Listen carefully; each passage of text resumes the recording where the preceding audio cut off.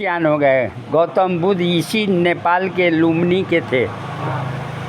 धन से बड़ा ज्ञान होता है और ये निःशुल्क मिलता है, फ्री में मिलता है। अब सुनिए प्रसाद का अर्थ क्या होता है।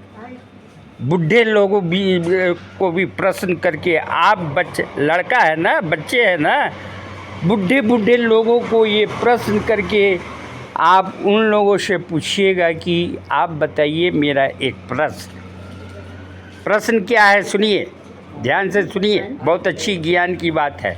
जब से ज्ञान तभी से सियान आदमी होता है, दुख सुख में बदल जाता है।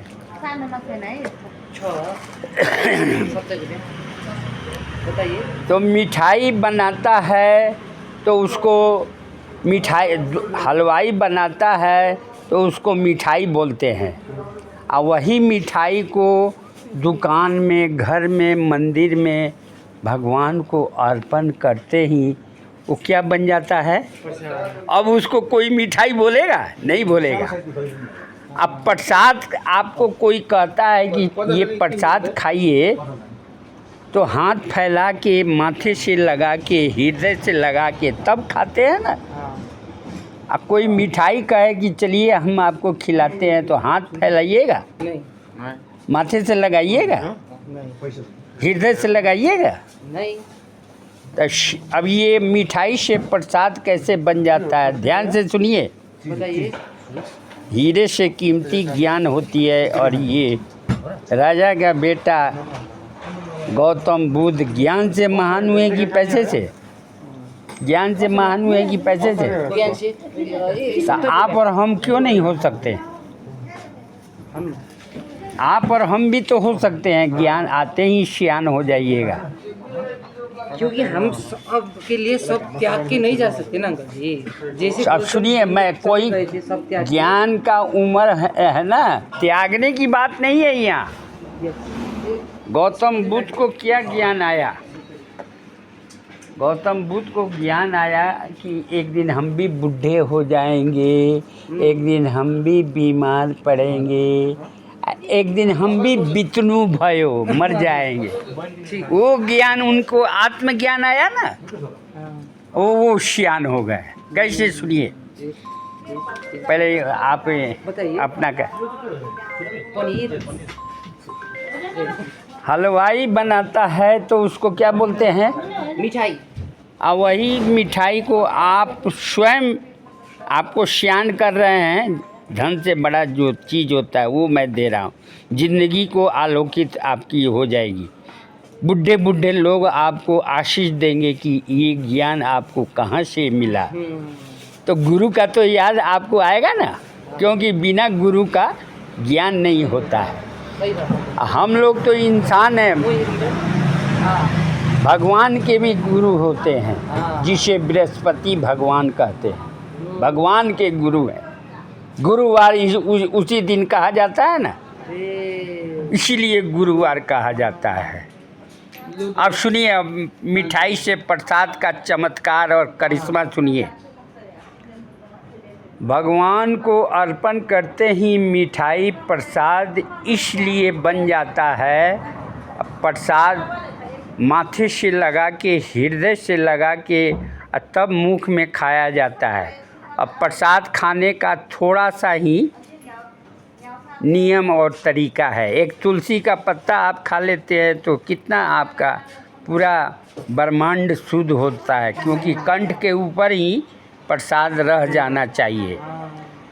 तो प्र का मतलब प्रसाद, तीन का अर्थ सुनिए।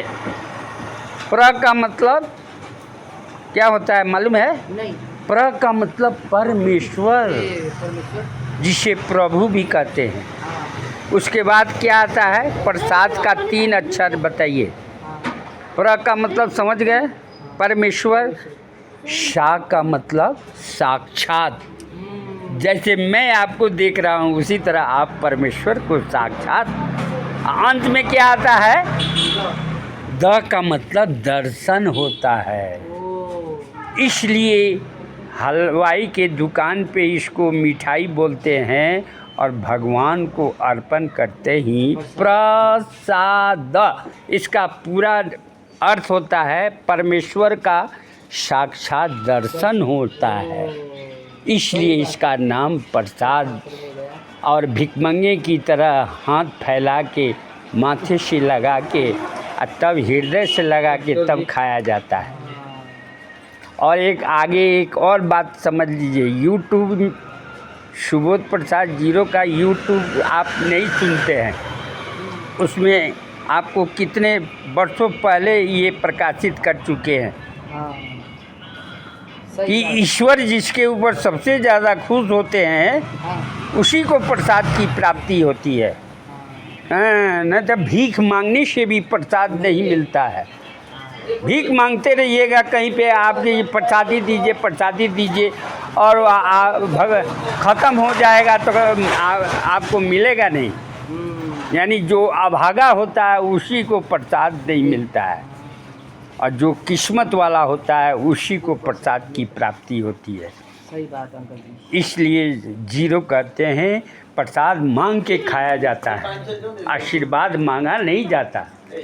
माँ बाप को कहिएगा कि बिना प्रणाम किए बिना कद्र किए कहिएगा हमको आशीर्वाद दीजिए तो देगा लो, जूता देगा लो, हैं है कि नहीं? ये प्रसाद मांग के खाना चाहिए, और आशीर्वाद कद्र करने से मिलता है।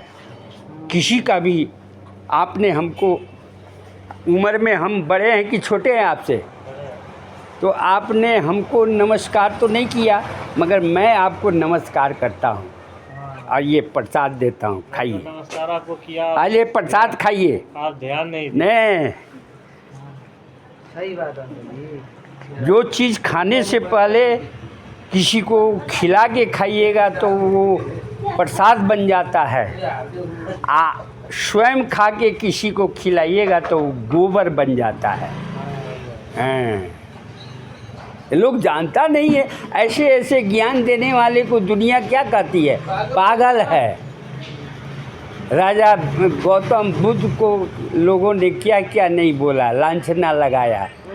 कालिदास, तुलसीदास, विवेकानंद, गुरु नानक, वर्तमान में इंडिया का नरेंद्र मोदी जी को ले लीजिए, हैं वैसा नेता आज तक ले पैदा लिया।